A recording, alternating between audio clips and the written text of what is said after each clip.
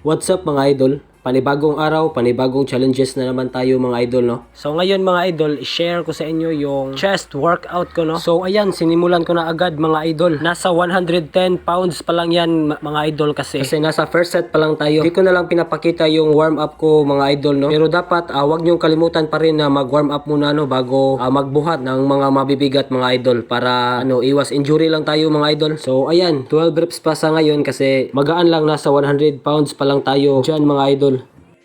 So ayun mga idol, tapos na ako sa aking first set. So proceed na rin ako sa aking second set, no. So ayan, dinagdagan ko na siya ng tag 25 pounds each side mga idol, no. So bali nasa 170 pounds na yan lahat mga idol, no. Corrections lang mga idol, yung sa first set kanina is di pala 100 pounds, 120 pounds pala yun mga idol. So ayan mga idol, as you can see, no, ang kinis talaga ng sahig details dyan mga idol, no. So yun lang, tapos na pala ako sa aking second set. At saka ngayon mga idol ay nagpatulong muna ako sa tropa natin dyan, no? Or nagpapaspat kasi dinagdagan ko na naman yan ng weight mga idol. Bali nasa 210 pounds na yan lahat mga idol, no? Yan yung advantage mga idol pag may mga tropa ka dyan sa pinagjijiman mo, kasi pag gusto mo nang mag-PR or magbuhat ng mga mabibigat ay andyan sila para tulungan ka mabuhat yung gusto mong buhatin mga idol. So yun lang mga idol.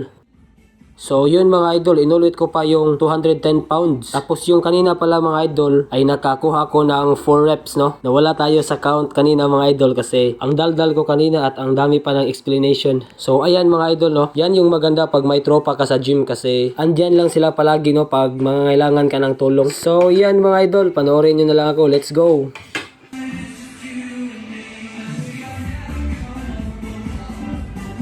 So yun mga idol, tapos na pala ako sa bench press. At ayan, kinuha ko na yung 60 pound each na dumbbell, no. Ang next exercise ko pala mga idol, ang tawag pala niyan is dumbbell bench press. So ayan, ang ginawa ko pala dyan mga idol is nag 3 sets. Then every set is 12 reps. So tips ko lang sa inyo mga idol, no, lalo na sa mga baguhan dyan. Pag gumawa kayo ng ganyang exercises, dapat naka-chest out kayo, no, para focus lang sa chest ba. Okay? Pero pansin nyo ba mga idol, napakakinis talaga ng tiles dito mga idol, no. So tingnan nyo mga idol, nagre-reflect pa. Tapos yung pagbaba naman ng dumbbell mga idol is tingnan nyo, dinahan-dahanan ko lang mga idol, baka tayo ay makabasag dyan. Yun lang muna sa ngayon mga idol, yung dumbbell bench press. Tapos pahinga lang ng konti, preparation for the next exercise. So ayan, proceed na pala ako sa aking next exercise sa chest workout, no, which is yung incline dumbbell press. So ang ginawa ko pala dyan mga idol is nag 3 sets, then every sets is 12 reps pa rin, no. Tapos yung execution naman is dahan-dahan, same lang ng dumbbell bench press ko kanina mga idol. So ayan, panoorin nyo na lang ako mga idol. Let's go!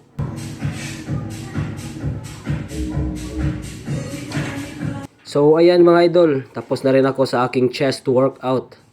Pero syempre, dapat din natin yan kakalimutan yung mag-posing. O tingnan nyo mga idol. Physique check nyo nga ako mga idol kung pwede na ba siya, pwede na ba ako mag-compete next year. So ayan, kaya ko pala yung mag-vacuum pose, no. So yun lang mga idol. Thanks for watching. Babush!